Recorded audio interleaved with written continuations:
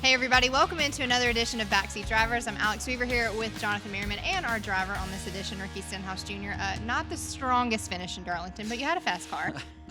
Yeah, we were working on it. We qualified 21st, and then Practice was fast. Practice was fast. We kept blowing left front tires in practice, so I was like, dang, we have some issues. So we fixed that issue and felt like throughout the race, the first 3 or 4 runs, I felt like we were really good, and got to 15th, I believe, and then we started overheating, and then that's really where our night went downhill. And so then we basically just cut the grill out of it, just tried to make sure it didn't overheat, because if you overheat our engines, engine shop's not real happy. So we did that and just rode around the rest of the race and watched the battle for the lead a few times when they lapped us, and that was good. That was fun.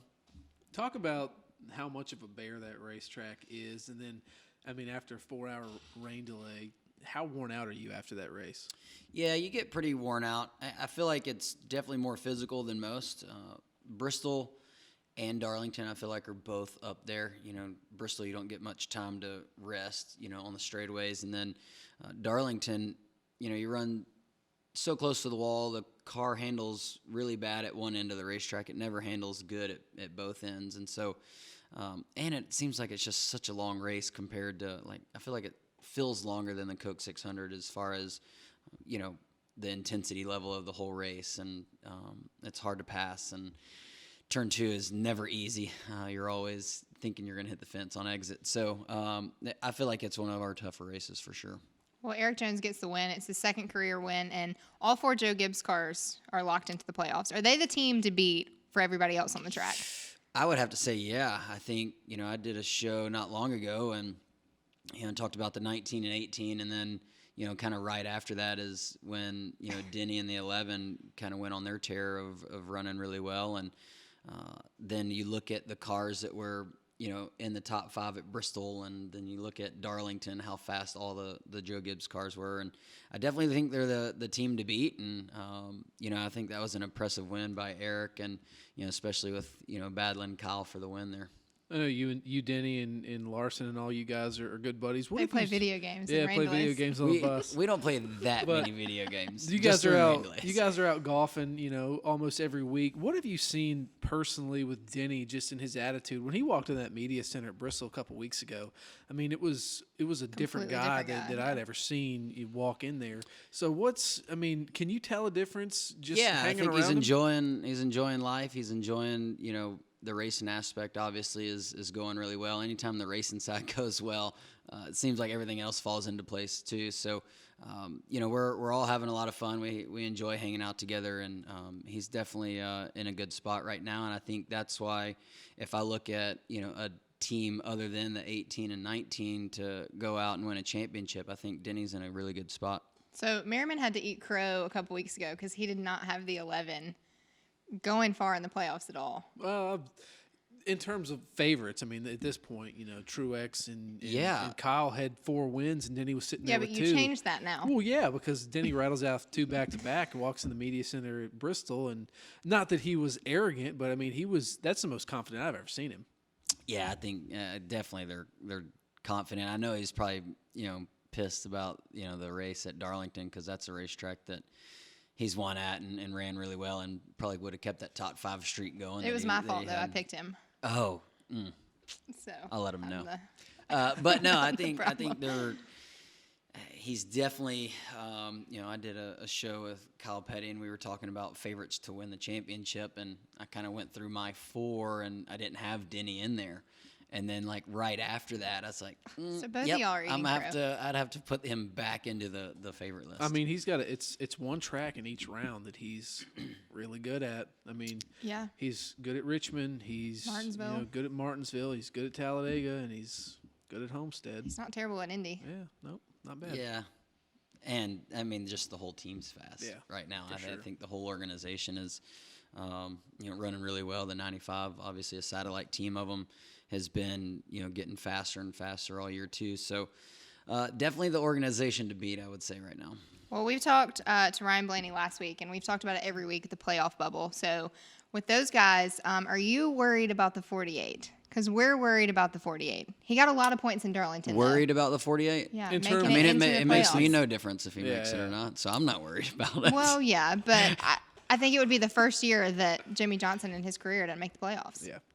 It's going to be tough. Obviously he ran really well at Darlington, got stage points. I think he got caught up in that wreck in 3 and 4 as well. That probably killed his chances of, cutting it to a single-digit point deficit to get into the playoffs. But I'm sure he's going to be strong at Indy. I feel like Indy's a race, though, where, the top 6 or 7 cars are only worried about winning the race. And so at the end of the stages, I feel like they pit, before the stage is over. And so that gives opportunity to, cars to stay out and get stage points. And so I feel like it's kind of like a road course. It'll be interesting to see, how the 14, the 41, the 6, and the 48, kind of play the end of those stages to get those valuable stage points. I don't think he's fast enough to go win at Indy, but I do think he'll run really well. Well, I mean, that's what we were talking about this morning too. Is he's 18 points back. He needs a top 3 stage finish in stage 1 and stage 2. Yeah, he's gonna have to finish top 3 Yeah, in The the whole stages entire- and the yeah, race. Yep, yeah. and it's just to give himself a chance. just to give himself a shot, and there's no guarantee because there's no telling where Newman's going to finish or Suarez is going to finish or Boyer. Yeah, I mean, you never know. Newman's won there in the past. Boyer's fast there. I saw Daniels said that he really likes Indy. So it'll be interesting to kind of see how all that plays out. What about the Ryan Newman and Daniel Suarez drama? At that time, I got him aero loose, but I didn't touch him. My car is 100% clean. But that's kind of racing, He raced me hard, I raced him hard back. I'm not sure exactly. I haven't talked to Newman, so I don't know exactly what he's thinking. I was right behind both of them when that happened, and I was like, that's not good. So It's good for TV. yeah, it was good for TV, or it could be for Indy. But I don't know. I think Ryan is definitely one that stands his ground, obviously, and he can stand his ground in a race car really well. So it'll be interesting come Indy. I mean, Indy's going to be hard to pass. I didn't test there, but hearing how you had to drive it out of the cars that went to the test, turns 3 and 4 or turns 2 and 4 are pretty much wide open, and your speed's going to come from how you get through turns 1 and 3. So it'll be interesting to kind of see how the race plays out because we haven't had this package there. Who are you taking in that fight, Suarez or Newman? He Newman- said Newman wasn't a fighter, but I don't. Newman is if I had to put money on a driver in a ring, that's who I'm going for. Ryan is stout. I mean, he doesn't work out, but obviously he works around the farm, and I mean he's stout. He looks like a guy that Suarez is stout too, though. he could take an impact and not everybody- be Yeah. phased. Like Yeah, Everybody keeps bringing up like Suarez, basically the tree of McDowell that just fell in the forest, but Ryan Newman is not Michael McDowell. yeah, No offense to toughness Michael McDowell. factor seems a little bit. I mean, Newman he's out picking up round bales just with one arm. I feel like Yeah. at the farm. yeah, So- he's. So I like that to didn't call answer. that he's real life strong. Yeah, That didn't answer. I mean, In a fight. Oh, Who are you going Newman with? for sure. He'd never catch Suarez if Suarez took off running, but so the agility isn't there. I don't feel like, Yeah. but We also had a question last week that Blaney wanted us to ask you. yeah, he told me to ask you about the time that he choked you out. Me? Yeah, He's lying. Maybe was that at Knoxville? Maybe. He just said ask him don't about the night I remember. choked him out. Knoxville was kind of a blur. It may have been at Knoxville. We were messing around in Knoxville, and that we all hang out in turns 3 and 4. Yeah, till like 6 in the morning. Yeah, like sun come up, hang out, and so we got to mess around. I was messing with him about something, and he grabbed me around the neck, and I just let him kind of choke me out because I was like, I said something I probably shouldn't have, and I was like being rude, so I was like, I'll just take this for a second. And well, there's sheriffs that hang out and just make sure everything's good. They thought we were like legit getting ready to go at it, and so they were like, "Hey, y'all need to break it up." I think that's what I he's think talking I'd take about. you in that fight. Oh yeah, thanks. Blaney or Ricky? I don't know. Mississippi really? versus Ohio. Well, he's from He's North North Carolina. But, I mean, No, he's really Ohio, I think. I doubt Blaine and I will ever fight each other, just so you'll know. Well, let's talk about your reputation on the track, because you got a little frustrated at me when I said that you had no friends. Yeah. I think Ricky's probably a little bit more aggressive than Eric is, but Eric's not one to. Ricky is not one to have friends on the track. Well, We know and that. Eric's the same way, and Eric's not one to back down. If he's not gonna lift. I've got plenty of friends. I just meant on the track. Yeah. You're not afraid to like stir up or be aggressive. Well, I'm aggressive when I feel like we're competitive and, running well, or we have a shot to run well. If we're running, 20th, I'm not going to be that aggressive. What was the race that I was talking about? It was you and Eric, I think. Jones. Oh, it was it Vegas earlier this year? Maybe. Yeah, we were fast. We finished sixth. Yeah. Yeah, and so I felt like my car was good, and track positions, this year I feel like track position's so important that if you could just hold them off for a lap or two, knowing that your car's probably going to come in or you get a little bit faster, so you fight a little harder to kind of hold those people off. And I think it worked. I don't remember Vegas a whole lot, but it definitely worked. I think one of you guys ran each other down to the apron almost, I think. It was I do sometime. remember It was that. sometime early in the year, and then it happened somewhere Yeah. else too. Yeah, but there's so- been like multiple. Yeah, it's like back-to-back weekends. You guys were racing around each other pretty hard. But you're not Yeah. really afraid to make people irritated. No, I'm not, because I'm not really out there for their job. I'm out there for mine. So, I think for us, like I said, if our car's competitive, then, I'll drive it hard. If it's not, then I'm a lot easier on people. So, like Darlington, we're a few laps down. I'll let everybody pass. I let Kurt Busch pass multiple times, easy. So, Well, yeah, but super speedways, I feel like you, regardless of where you are running, you're well, even more super aggressive. speedways, I'm super aggressive because I feel like our cars are good. We've got you're a good really at good it. chance to win, and the more aggressive you can be, the better opportunity you have to win at Talladega and Daytona. So, I definitely push the issues at those racetracks because I feel comfortable doing it too. Like my car's fast, it handles good. I feel like a lot of people, their cars might be fast, but they don't handle as good as they wish they did. And I feel like we kind of have the best of both worlds right now when it comes to super speedways. I'm aggressive, but I feel like my car can handle that. And so that's why I push it. You have talked about this season. I know you and I talked in Bristol too about the speed improving and kind of the turnaround of the team as a whole. Do you still feel that way? Yes and no. There's points, I think in the season that I'm like, oh, dang, we're definitely headed down the right path. And then, you show back up to a track and you're like, it's not near as good as I wanted it to be. So, there was points at Darlington this weekend that I was like, man, our car is really good. I feel like we have a shot at running well. Well, then we had our issues throughout practice, and then we, didn't get to make as many changes to make our car better from where we started. And, so then you kind of took a step back when it, started at the start of the race, and then we were getting it better. But, at Bristol, I was kind of disappointed that we weren't as fast as we normally are. We were maybe a 10th place You car love at Bristol. best. I do love Bristol. We should race there every other week, or at least once a month. But so I was mad because we're running 10th, and literally that's all it had. I was pushing it as hard as I could go, and then Blaney blew a tire underneath me, and then really ruined the night. So but that weekend I was like, dang, we're not near as fast as what we were last year at Bristol, and so that's a bummer. What's been the turnaround from last season to this season? A lot of people credit Newman with that, but Kenseth was in the car towards the back end of last year too. Did both those guys make a difference? I think they do make a difference. I think the biggest difference is the package that we switched to. It gave us an opportunity to get a head start on closing the gap between us and everybody else.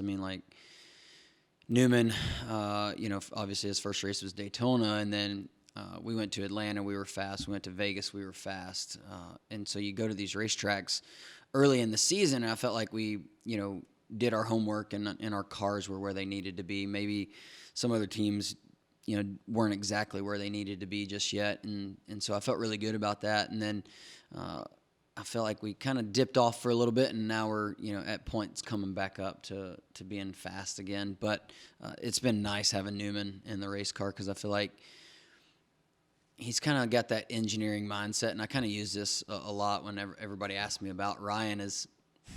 He just talks like a different language when it comes to like how his car's handling, what he's looking for in the race car. And it's also cool because he's been to so many other teams and, gotten the same performance out of, all those race cars, whether they have a shot at winning or not. It seems like he's super consistent. He's able to get the finish to put himself at a chance to make the playoffs like he is right now. Like I don't feel like we've had the speed to, finish 12th a lot of times like he does, but he's able to get those finishes out of it. So hearing him describe his car and then like watching him as a teammate, get those good finishes out of days that they probably shouldn't have, it's something that we need to learn for, next year, the rest of this year for at least my team. How do you and Brian Patty feel about taking it to Indy? Taking it to Indy, Brian likes Indy. I've never been a big fan of the racetrack. I feel like I've always struggled a little bit there.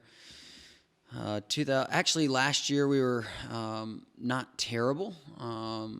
Actually, the last 2 years since I've been with Brian, I've definitely been better at Indy than we have been in the past. But I mean, I'm excited. I'm going to race a dirt car there Wednesday, Thursday, so that'll kick off the week, right? Talk about what that race means to you. Obviously, you were really close with Brian, and to be able to kind of pair all of that in such a historic venue along with the Brickyard 400. I mean, that's really a multi-day event now for you guys. Yeah, it is. I mean, so we get on track Wednesday, Thursday, off Friday. Probably play the Brickyard golf on Friday, and then practice Saturday, race Sunday. But for me, it's such a cool event, the BC 39. Brian wanted to, like a few years ago, before last year, he had gone out there and they had put dirt down, and he made laps in his midget, and was like, man, this would be really cool to have a legit race here. And after he passed, the talks kept going, and then last year was the first year that they just went ahead and dug deep and built it. And car count's pretty good too. Yeah, we're at 90 entries for this week. Wow. So it'll be fun. Doug Bowles and everybody there at IMS does such a great job. I mean, he goes to so many local short track sprint car races, and trying to get those short track fans to come back to Indy and support the event. And obviously him putting the midget race there definitely helps that cause. So they're working hard there. Last year it rained like crazy. We didn't even practice or qualify last year for the Cup car, but the racetrack, somehow we got the dirt race in. I'm not real sure how. Woo! America, 1776. Okay, what year was the Declaration of Independence signed? 1776. He knew that one. I was like, yeah, I thought we were right. Yeah. All right. What event led to the USA officially entering World War II? Pearl Harbor. You have to raise your hand. Pearl Harbor. Come on. I don't know the answer. That was right. That was right. Yeah. What president served 3 terms in office? That would be FDR. Yeah, sure. All right. The Statue of Liberty was a gift from what country? France. Merryman. Merryman. His birthday's the 4th I mean, of you July, just so. you're wired with this information. I didn't learn it. Where did the Pilgrims land? Plymouth. Plymouth Rock. There you go. Give him one. All right. I got one, Who sweet. warned that the Brits were coming? Paul Revere. Great BC Boys song. If you haven't listened to it. Man, I loved history, but I forgot everything. All right. Where was Abraham Lincoln assassinated? Y'all. Oh, that was Ford Theater? Good job. Yeah, because He's killing you. the Henry Ford Museum has the chair that he was shot in. They also have the Kennedy limo. Yeah, Yeah, which has a top on it now All right. How many branches of government are there? 3. for Dale. What's the title of the national anthem? Star Spangled Banner. There you go. Did you know that? Thanks Is for that your he ringtone? he knows all these. He's just like trying to let me answer a couple All of right, them. last one. Dr. Seuss. This is a tough one, but you should get this. Dr. Seuss created the first animated TV ad for what car company? Say it. Ford? There you go. Good job. I think had you no won. clue about I that. think Merriman How's won. that American? How's that USA? thing? Everything with Ford is American. Well, yeah, but And I had to throw That Ford last question. question was way out here. No, it wasn't. All right. Well, Jonathan Merryman is more American, so you're not smarter than a Merryman.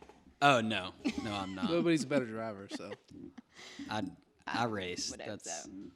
All right. Well, thanks for being here. We appreciate the time. Yeah, not a problem. You can catch all of the action coming up. It's the regular season finale coming up from Indianapolis Motor Speedway Sunday, 2 p.m. on NBC.